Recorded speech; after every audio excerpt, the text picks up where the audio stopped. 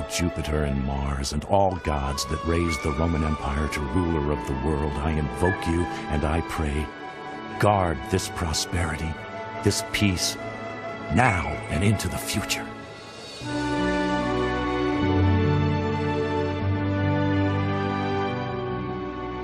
In the year 14, prayers such as these were heard around the vast dominion ruled by Rome. For in that year the empire stood at a precipice. The Emperor Augustus had died. Augustus had been a towering figure. He had extinguished a century of civil war. He presided over 40 years of internal peace and prosperity. He forged the vision and power that cemented the empire together. But the peace of Augustus came at a price. By the end of his life, Augustus had eclipsed the Senate, ruled as a monarch, and founded a dynasty that was fraught with troubles.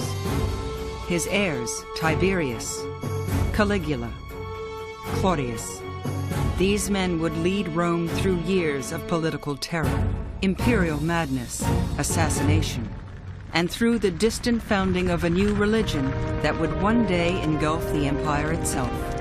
The years to come would be years of trial, testing the endurance of subjects and citizens, soldiers and slaves, the men and women of the Roman Empire in the 1st century.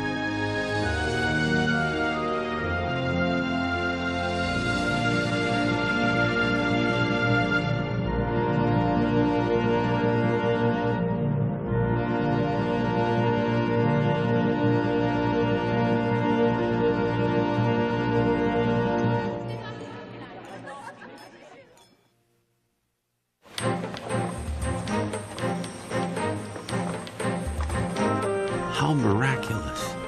We can now sail to Spain in just 4 days, Gaul in 3 days, and we can reach Africa on the gentlest breeze overnight.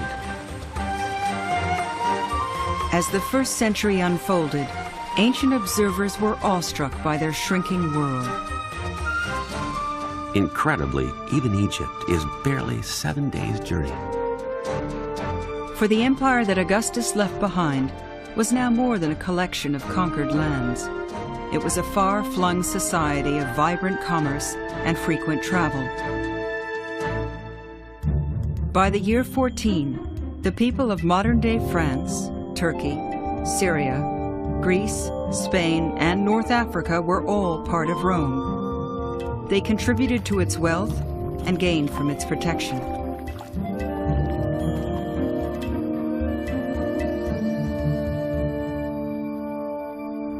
But at Augustus's death, the family of Rome also included some troubling members.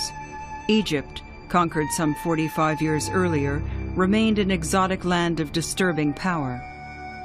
Judea, added to a half-century before, was a tinderbox. And in Germany, local tribes resisted full subjugation. Then there was Britain. Once Julius Caesar had proudly claimed the island for Rome. But his claim did not hold, and at Augustus's death, Britain still lay tantalizingly beyond grasp. As he lay dying, Augustus assumed a philosophical air.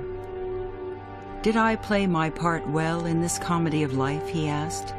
The answer was a resounding yes. The Senate declared Augustus a god, and as he passed into legend, he passed the torch of leadership to a man who had stood in the shadows for 50 years, his grown stepson, Tiberius. The years of waiting had come with wrenching sacrifice. Once Tiberius had been happily married, but he had been forced to divorce his wife and marry the emperor's daughter.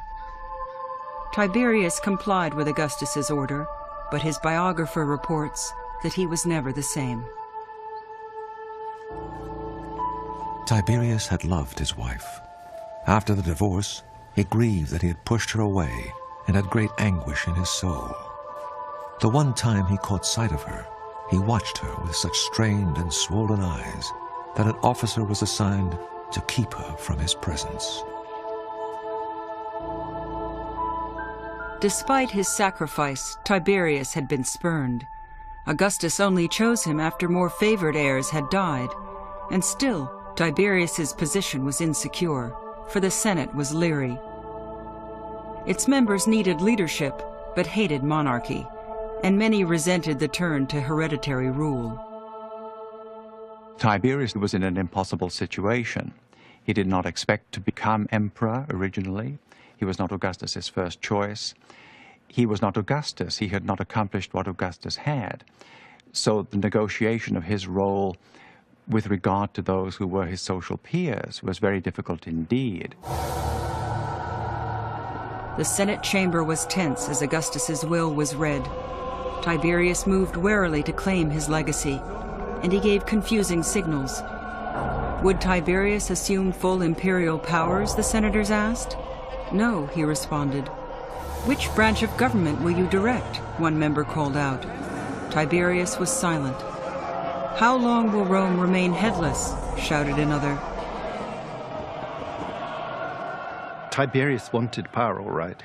The excuse for behaving in the way he does is that that's how Augustus himself had done it. He's trying to be a good Augustus lookalike. Augustus came to power by refusing it. He feels he too must refuse. But somehow, subtly, oddly, he got the game wrong. He refused too much. He didn't convince anyone that his refusal was genuine, and he only caused resentment. As Tiberius groped awkwardly to define his role, events outside Rome turned ominous. A message arrived from the provinces. 2 armies on the northern frontier were refusing orders. It started among the legions in modern-day Hungary and Austria, just 10 days' march from Rome. One disgruntled soldier voiced the bitter realities of army life, and mounting a rostrum made of dirt, he stoked the fires of resentment. Old men are enduring 30 and 40 years of service. Many have even lost limbs. And discharge does not end it. They do the same work by a different name. And if by some chance one survives, he is dragged to the ends of the earth and given payment with a swampy marsh or sterile mountainside. By Hercules, life in the legions is brutal and unprofitable. Gradually, the arguments struck home. Soldiers began showing their scars. Some looted. Officers were killed. And with words of defiance ringing in the air, mutiny gained momentum. Why should you obey like slaves? When will you dare demand payback, if not with a new and wavering emperor? It was Rome's worst nightmare, and it demanded attention from the imperial family. With the new emperor busy in Rome, another family member was sent to quell the rebellion. He was called Germanicus. He was young, charismatic, and loved by the soldiers as a man of the legions. His wife had even given birth in an army outpost, and the couple's 2-year-old son wore a tiny army uniform. Bootsy, the soldiers called him. In Latin, Caligula. The child was the darling of the Roman legions, their imperial mascot. When Germanicus and his family reached the mutinous camp, it was clear that more violence loomed. Their very lives were at risk. Germanicus consulted his advisors. He tearfully urged his wife to seek refuge with a nearby tribe. She agreed, leaving with little Caligula in her arms. Some years later, the historian Tacitus recorded the scene. A wretched group of women marched away. The commander's wife, a refugee, clutching her small son to her breast, surrounded by the weeping wives of his comrades. The wailing was noticed by the soldiers, who came out of their tents. They felt shame and pity, and thought of her forefathers, and of her son, a child born and raised among the tents. They begged, they insisted that she come back, rebel unity was broken. Germanicus became a hero, and Caligula and his mother returned to camp. Caligula, as a child in the middle of this mutiny, must have seen the importance of the loyalty of the army. And in fact, he had been the darling of the soldiers, and he could appreciate the loyalty that the army felt to the imperial family in Rome. And yet he also could see what would happen if the soldiers' expectations weren't met. They were not going to maintain the loyalty. Army loyalty, Caligula saw, was the core of imperial strength. But events would offer Caligula another, darker lesson. Popularity could be a dangerous thing. Just 5 years later, Caligula's father Germanicus lay dying, poisoned, it was believed, on orders from the emperor.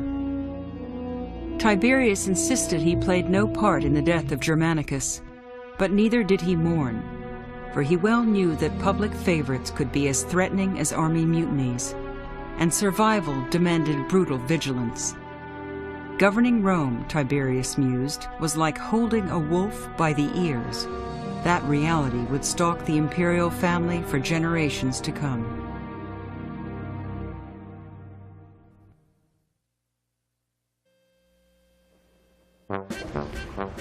I must go and have a bath. Yes, it's time. I get myself some towels, I run and catch up with the others, and I say to one and all, how are you? Have a good bath. Have a good supper. Young and old, rich and poor, men and women, every day in mid-afternoon, countless people around the empire ended their work and made their way to the baths. Labor and worry be gone. I sing the baths, bejeweled with shining tiles.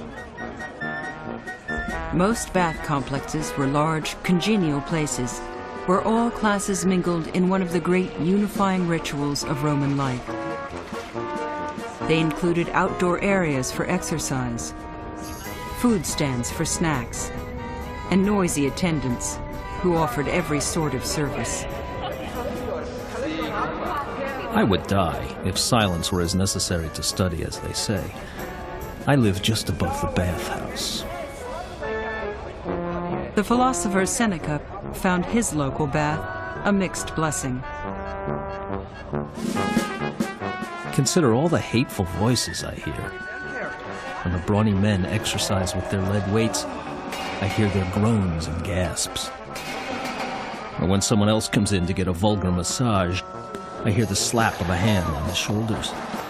Add those who leap into the pool with a huge splash. And besides these, who at least have normal voices, consider the hair plucker, always screeching for customers and never quiet, except when he's making someone else cry. After several hours in the boisterous atmosphere, wealthy Romans headed home for an evening with friends. The less privileged met at roadside cafes. But one and all, Romans cherished their late afternoon rituals as staples of life. Baths, wine, and sex ruin our bodies. But what makes life worth living except sex, wine, and baths? Away from the public eye, Augustus's first successor lived in gloom. The Emperor Tiberius was already 55 when he inherited Rome from his stepfather, and he was a dour, cynical man.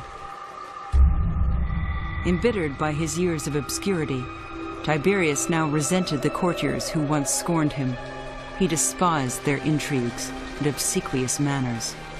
Men fit to be slaves, he muttered as he left the Senate house. Many senators thought little better of Tiberius. They grew to hate him for his cryptic wishes and his unpredictable moods. What really gets up their noses is that he both demands civility from them and then pretends to be treating them like equals and saying, oh, no, don't be servile, don't flatter me. I don't want this adulation that you offer me. And yet it was clear to them that unless he was flattered, unless they behaved like slaves, he wasn't actually happy. That's why they called him a hypocrite. With mutual contempt between senators and Tiberius, the emperor sought counsel outside their ranks in a cavalry officer named Sejanus, a man the ancient historian Tacitus called a small-town cheater. Sejanus was brazen, with great physical endurance. Outwardly, he appeared honorable, but inside, he nursed a greedy nature. You have to remember that the Romans could be extraordinarily snobbish. The Romans weren't against social mobility, absolutely, but they hated to see upstarts who they see as getting into power not because they're good, but because they cheat the system, because they worm their way into the favor of the emperors, and they cheat themselves into social standing. Tiberius gave Sejanus command of the Praetorian Guard, an elite battalion created to keep order and protect the emperor. Sejanus concentrated his troops in a single camp. Billeted in one place, Tacitus says, the Guard enhanced Sejanus's political influence.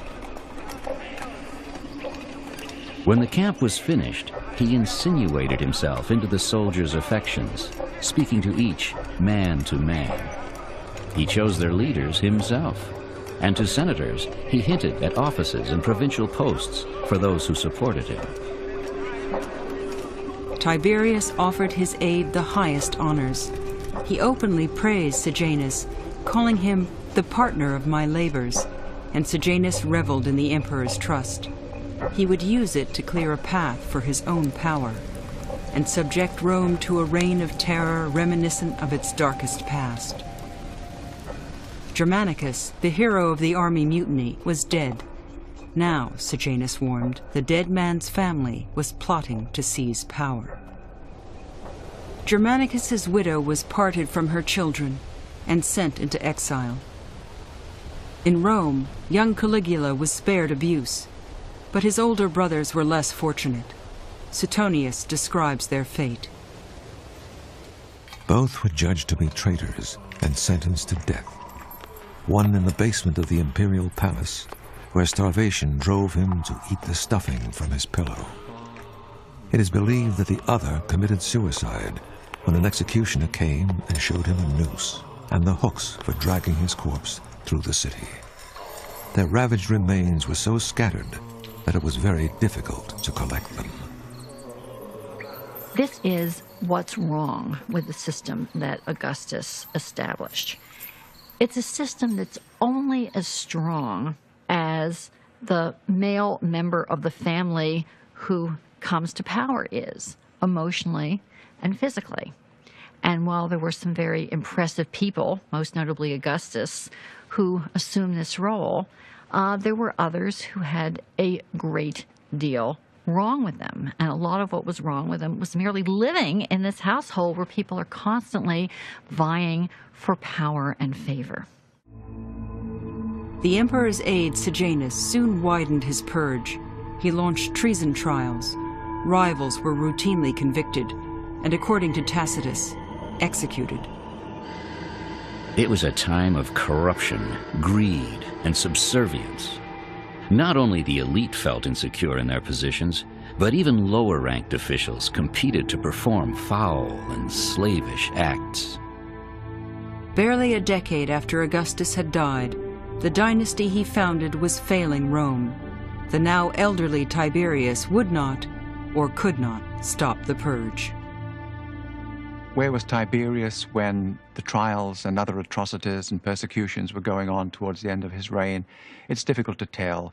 He had withdrawn from the city because he was tired of the capital and its politics. He may have known of some of the trials that were going on. He may not. He may have simply been duped. How do we know? It's very difficult to tell. In the year 26, disgusted and insecure, Tiberius had turned his back on Rome and retreated to the island of Capri, an isolated refuge that offered security from his enemies and diversions for his troubled mind. Once retired to Capri, he set up rooms for his depraved urges. Perched in one of the 12 cliff-top villas, Tiberius sought release in astrology, in wine, and according to his gossipy biographer Suetonius, in all manner of self-indulgence. He procured groups of girls and boys known for their sexual inventions. They enacted their unique depravities before him to arouse his failing sex drive. He decorated the bedrooms with erotic paintings, figurines, and Egyptian pornography. So they knew the work they were expected to put out. Only Sejanus had regular access to the reclusive emperor. And after Tiberius' own son died, only Sejanus enjoyed the emperor's trust. In Rome, he assumed all the powers of his absent patron and ruled with growing autonomy. Sejanus, it seemed, was poised to displace Tiberius himself. Sejanus had clearly been plotting to secure the emperorship for himself. There's no doubt about that, and he had waged campaigns against members of the imperial family. It's very difficult to know what caused his undoing in the end, because we don't have a complete account. In the year 31, events took a surprising turn. Tiberius suddenly soured on Sejanus and suddenly embraced Caligula, the only surviving son of his imperial family. Tiberius called Caligula to Capri. Then he sent a secret message to the Senate, condemning Sejanus. The ancient historian Cassius Dio tells the story as it was recounted to him. At sunrise, the emperor's agent climbed the hill where the Senate was convening in the Temple of Apollo. He found Sejanus outside. He consoled him with lies, telling him that he was about to be named next in line. Ecstatic, Sejanus ran into the building. As the emperor's agent slipped away, Tiberius's letter was read aloud. Line by line, it condemned Sejanus. Slowly, senators inched away. The presiding officer called Sejanus forward, but he did not obey because he had never taken orders. He was called a second and third time. Then the officer said, "Sejanus, come here." Sejanus answered blankly, "Are you calling me?" He whom they once worshipped, they now led to execution. Sejanus was strangled. His body was dumped into the river Tiber. In an age of emperors, violence was the only recourse for the aggrieved, and brutality always lurked near the surface. What we might understand from Sejanus' downfall is that no one was secure within the court system. This was a secretive form of government. Power was pursued by those who were unscrupulous and wanted to wield it, but no one could be secure in his control of power. The emperor could strike down anyone at a moment's notice. Still in Capri, Tiberius continued the business of government. His rivals had all been destroyed, but so had the chance of stable succession. As Tiberius entered his last years, weary and remote, his only surviving heir was Caligula.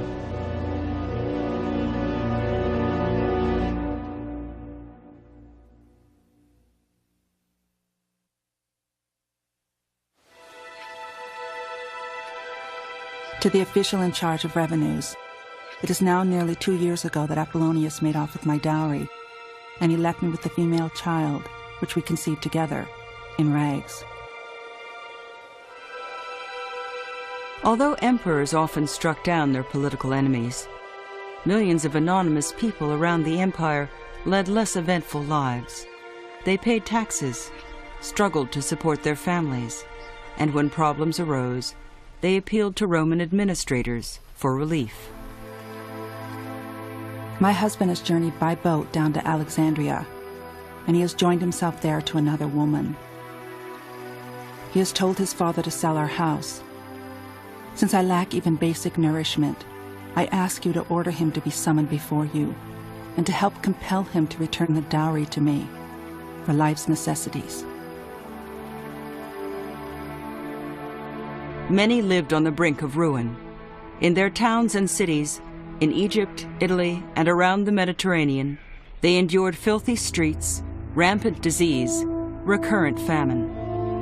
Emperors tried to alleviate suffering by offering free grain to some 250,000 Romans, but even this wasn't enough. For many of the nameless poor, feeding their families was an impossible task, especially in the Roman province of Judea, modern-day Israel. There, on the empire's desert fringe, the dry soil supported meager harvests, and Roman taxes added to the burden. The Jews of Judea were fervently religious. Among them was a family from a village near the Sea of Galilee. In those days, an order was sent by the Emperor Augustus to register the entire world. All went to their own towns. Long before Tiberius's accession, Augustus had ordered a census. It was an enormous undertaking. From Gaul to Egypt, from Asia to Judea, millions registered with Roman officials.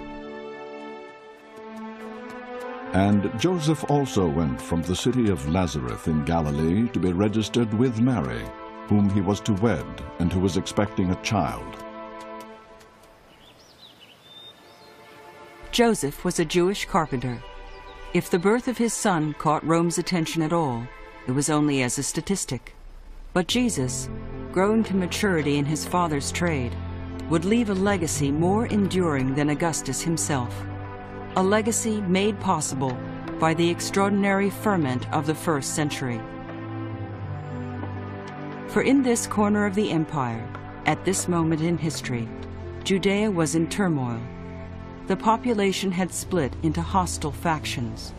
Preachers and prophets roamed the countryside, drawing emotional crowds. At the age of 30, Jesus joined one such group and was baptized in the Jordan River.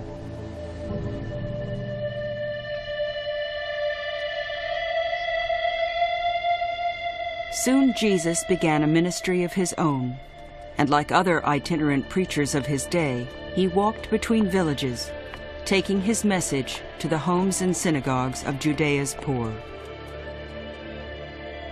No one can serve two masters. You cannot serve God and wealth. And so I say to you, do not worry about what you will eat or what you will drink, or about what you will wear. Is life not more than food and the body more than clothes? Behold, the birds in the sky. They neither sow, nor reap, nor gather into barns, and yet your Father in heaven feeds them. Are you not more precious than they?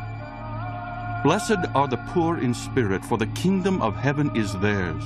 Blessed are the meek, for they will inherit the earth. The Roman Empire provides the historical context for Jesus' words and deeds. And without taking that context seriously, much of what we know or even think we know about Jesus becomes inscrutable. Jesus speaks of the rule of God. He speaks of relief and hope for the poor, the dispossessed, the disinherited. He's speaking to a lot of people who meet that description. And he's saying that God is going to do something about this situation, that God is doing something about this situation right now. Jesus' talk about a kingdom greater than Rome electrified his listeners. But his disciples' astounding claim that Jesus was literally God's son also caused offense, and his demanding terms threatened to unravel thousands of years of social tradition. Do not think that I have come to bring peace to the earth. I have not come to bring peace, but a sword. For I have come to pit a man against his father, and a daughter against her mother. Even the people from his own small village were outraged. They drove Jesus out of town. They led him to a cliff and threatened to hurl Jesus over the edge. He escaped, but his ministry continued to draw fire. But Jesus would say things like to this young man who came to Jesus and said, I want to follow you, but first I have to go and bury my parents. And he said, let the dead bury the dead. You come and follow me. And this was an utterly provocative thing to say in a period where a child's filial responsibility to bury their parents was utterly fundamental. About the year 33, Jesus traveled to the city of Jerusalem for Passover. He joined throngs of pilgrims from around the world. Pilgrims who arrived with foreign monies, seeking animals to sacrifice at Jerusalem's sacred temple. Jesus was appalled. Commerce, he believed, defiled the holy site. In the temple, he found people selling cattle, sheep, and doves, and money changers seated for business. Making a whip from cords, he drove them all out of the temple. He also poured out the coins of the money changers and overturned their tables. To those selling the doves, he said, "Take these things out of here. Do not make my Father's house a marketplace."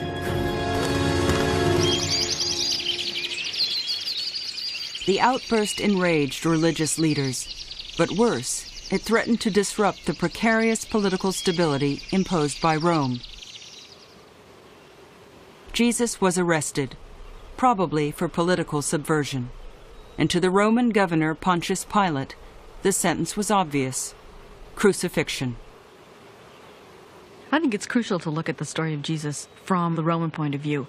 What did the crucifixion of Jesus look like? It looked like they had justly, through just processes, gotten rid of a rabble-rouser, a criminal, and maintained the Roman peace, maintained stability and social order. But what did the Christians do with this? They turned it on its head, and they made this criminal, who the Romans had justly and rightly put to death, their hero and their God, whom they worshipped. The Romans got that. The Romans understood political subversion when they heard it. The decision to execute Jesus would launch a religion that would one day subsume the Roman Empire and resonate for millennia to come. But the man who ordered the crucifixion fell quickly from grace. Pontius Pilate's mismanagement soon brought Judea to the brink of revolt, and the Roman governor was ordered home in disgrace. Fate, however, would spare him imperial censure, for as Pilate sailed for Rome, the Emperor Tiberius died.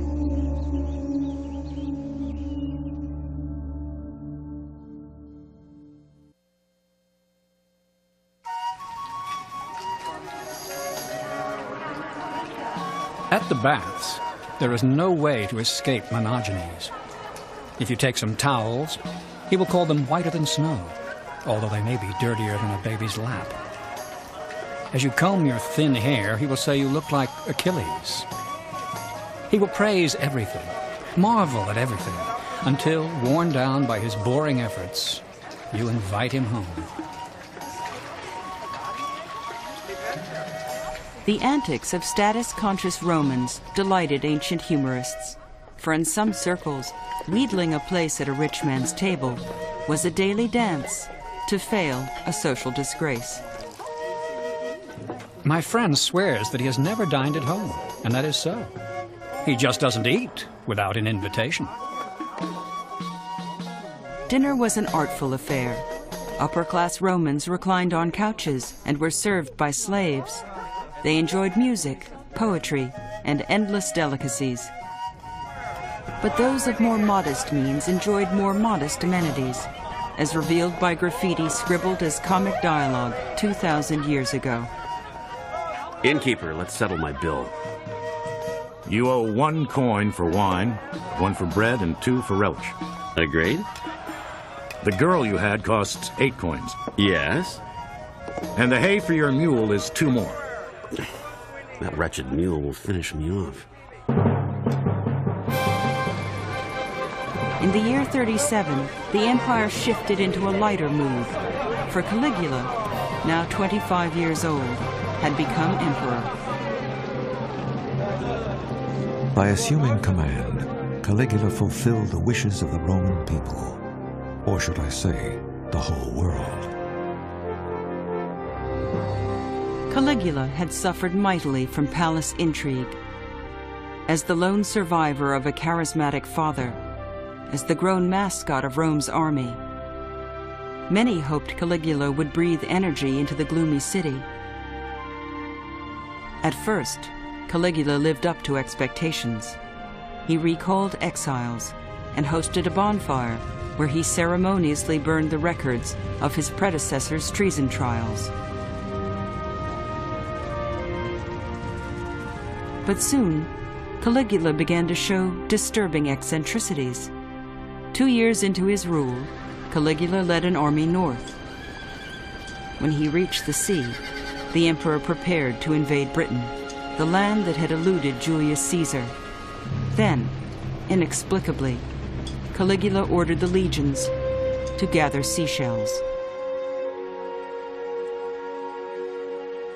What is going on when Caligula goes up to the North Sea and starts collecting seashells? Well, Caligula had been seriously ill the preceding year. He may or may not have had something like encephalitis. There's also reason to believe that there's some troubled hereditary strain in this family, and that Caligula suffers from, we might want to call it, bipolar behavior. Tyranny descended on Rome as Caligula's quirks grew into abominations. Once, during a sacred ritual, Caligula was to offer an animal to the gods. But as he raised his mallet to kill the sacrifice, a whim brought it down on the nearby priest. The man died instantly. Caligula dressed in silken and bejeweled robes. He forced senators to grovel on the ground and kiss his feet. He openly seduced their wives at dinner parties, and he discussed the women's sexual performance over dessert. There's no doubt that Caligula was strange, grotesque, and perhaps even really clinically insane. His reign does show the dangers of hereditary succession within the system that Augustus had founded. Military monarchy of the Augustan kind did work. There's no doubt about that. But its danger was that if an hereditary system was used, you could never guarantee that the ruler of the day was going to be an effective ruler. And certainly with Caligula, we find one emperor who was an absolute disaster. The disastrous Caligula brought Rome's elite to its knees, and other Roman subjects to the brink of despair. In Rome, on the far side of the Tiber, there was a large Jewish neighborhood.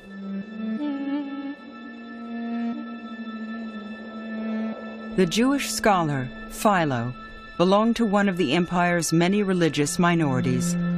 Most of the groups, most of the time, had long enjoyed remarkable freedom. The Jews were just one example. Most were Romans.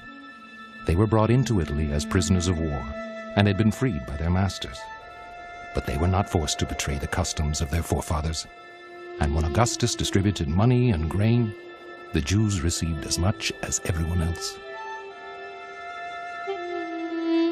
But Caligula was not Augustus, and in the year 39, in Philo's city of Alexandria, Egypt, all tolerance broke down. Non-Jews put statues of human gods in the city's synagogues. When affronted Jews tore them out, violence erupted.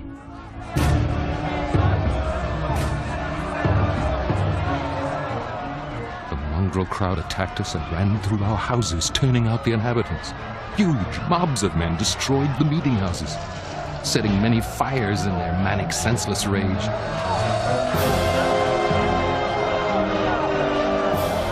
They drove men, women, and children like cattle into small pens, leaving them to starve and suffocate, and others, while still living, they bound with straps around their ankles and dragged them through the market, leaping on them and defiling their corpses. It was a gruesome tragedy, and it came at an unfortunate time. For emperors alone could mediate such disasters, and the Emperor Caligula was past caring. Philo and some fellow Jews set out to seek an audience. They traveled all the way from northern Egypt to Rome. But when they entered Caligula's presence, they knew their mission was doomed. When we were brought before him, we bowed to the ground out of humility and offered our hands, calling him the most holy emperor. Growling and snarling, he responded, "Are you those god-haters?" The emperor was inspecting a villa under renovation. As he flitted from garden to building, the Jewish envoys strained to keep pace. We followed close behind, up and down, mocked by our enemies. When he had given some orders about the building, he asked us this solemn question: "Why don't you eat pork?" Our adversaries burst into laughter. We began to speak, but with our arguments so abused and ground to dust, we stopped trying and looked forward to nothing but death. Philo and his companions were not killed, but neither were they successful. As the men consoled each other back in their lodgings, they were staggered by yet another blow. Word came that Caligula had ordered a statue carved showing himself as a god, and planned to erect it in the Temple of Jerusalem, the holiest place for Jews worldwide. It was the ultimate sacrilege, and sure to cause new eruptions of violence. Those living in and around the holy city, as if answering a single sign, left their homes and rushed as one to the camp of the Roman governor. Philo says that the elders swore to die on the spot rather than see their temple defiled. But their sacrifice proved unnecessary, for the Jews were not the only ones Caligula had pushed beyond endurance. Back in Rome, soon after their petition arrived, the emperor paid for his misdeeds. Caligula was murdered, killed by his closest aides.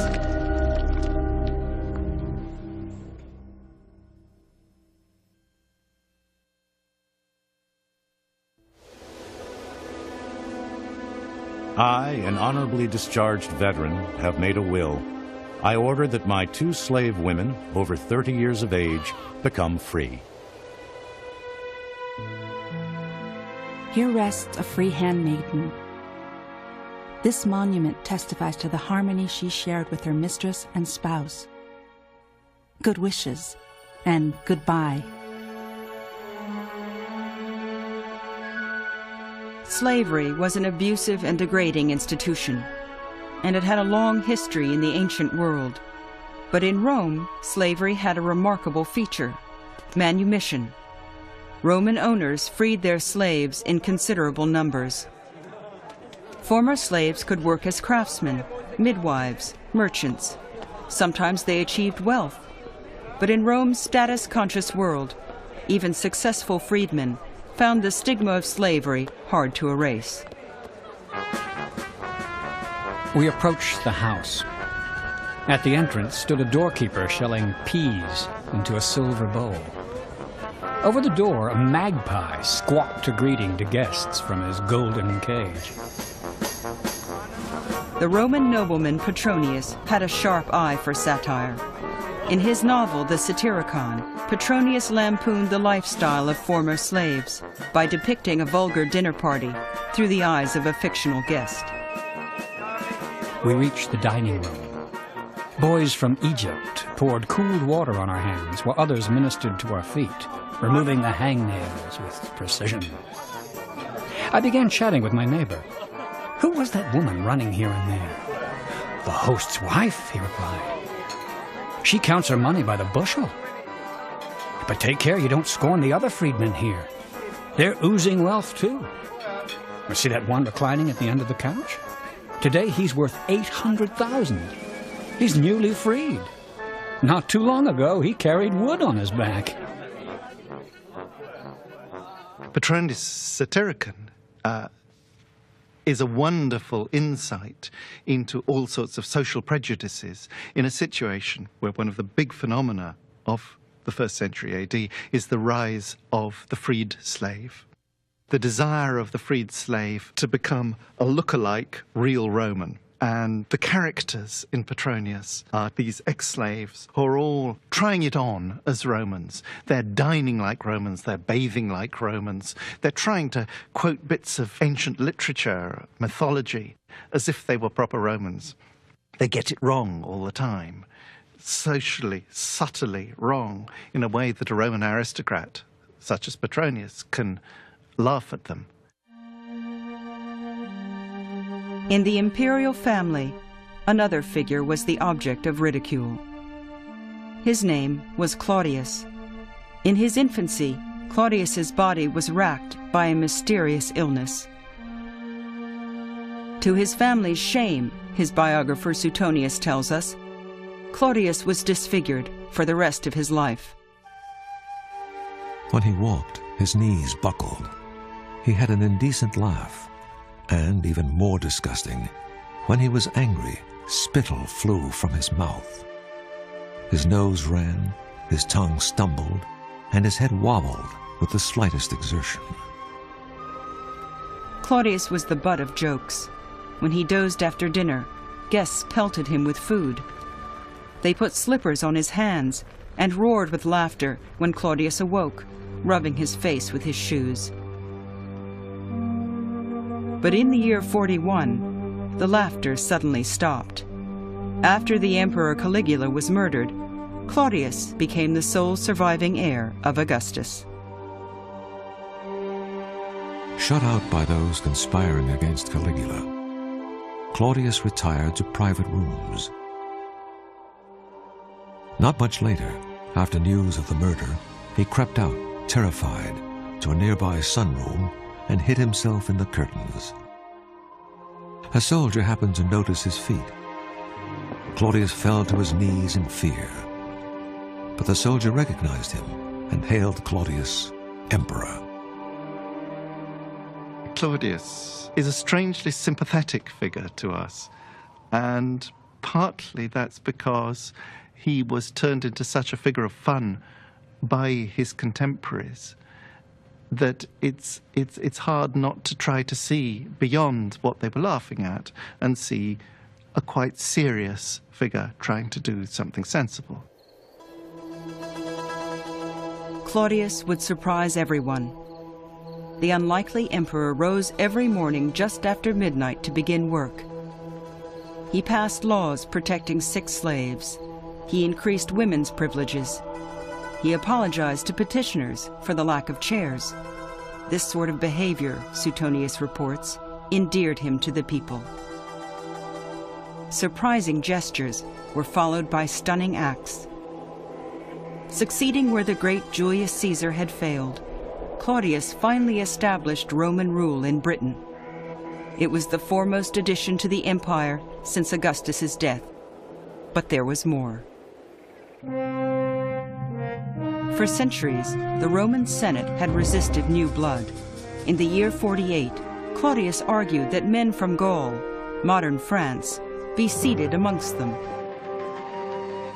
Why did Sparta and Athens fall, though mighty in arms, if not because they kept their subjects segregated? Now that the Gauls have joined with us in marriage and culture, let them add their gold and wealth to ours, rather than keep it to themselves. What we do today will set an example for the future. The old order was defiant. He was determined, one senator sneered, to see all Greeks, Gauls, Spaniards, and Britons wearing the toga. But Claudius won the day. The empire took another step toward integration. It was a solid victory, but it would be followed by anguish, for Claudius was no less vulnerable to intrigue than those who preceded him. In fact, Tacitus tells us, he was more so. And this was the end of his ignorance towards matters in his own house. In the eyes of many, Claudius's weak spot was his wife, Messalina. The emperor adored her, but she did not return his devotion. Instead, Messalina indulged her passions, for luxury, and for affairs with palace servants. Claudius always looked away, but in the year 48, the affairs of Messalina suddenly turned sinister. She took a new lover, this time a nobleman, and her affair was widely thought to signal a coup in the making. Act fast, a loyal freedman urged Claudius, or her new man controls Rome. Claudius rushed back to the capital and ordered his guards to kill Messalina's lover. The empress fled to a friend's villa to compose an appeal. Claudius's anger began to wane, but his freedman took no chances.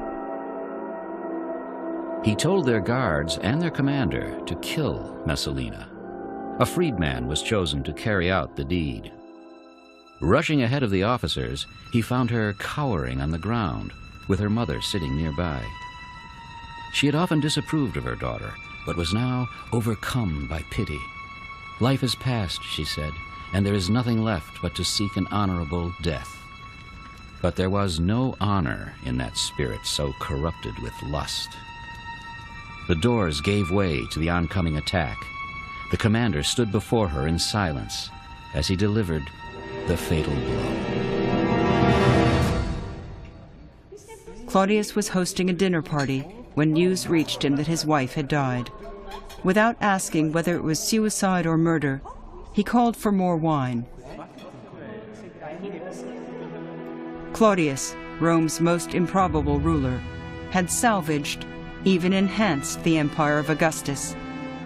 But he too held a wolf by the ears, and in the years ahead, Claudius would begin to lose his grip.